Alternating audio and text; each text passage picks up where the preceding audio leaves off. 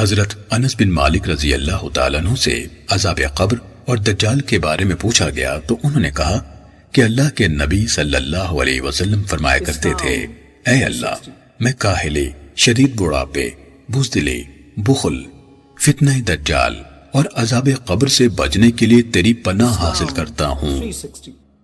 سنن نسائی حدیث نمبر 5459۔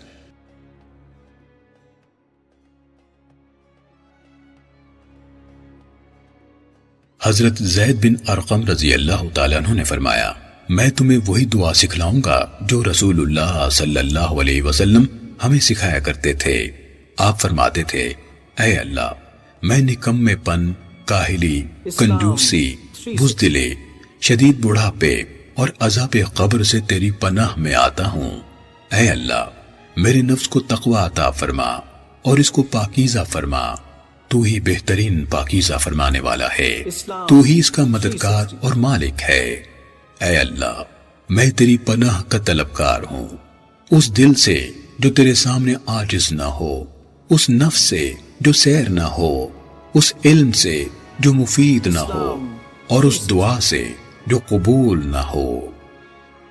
سنن نسائی حدیث نمبر 5460۔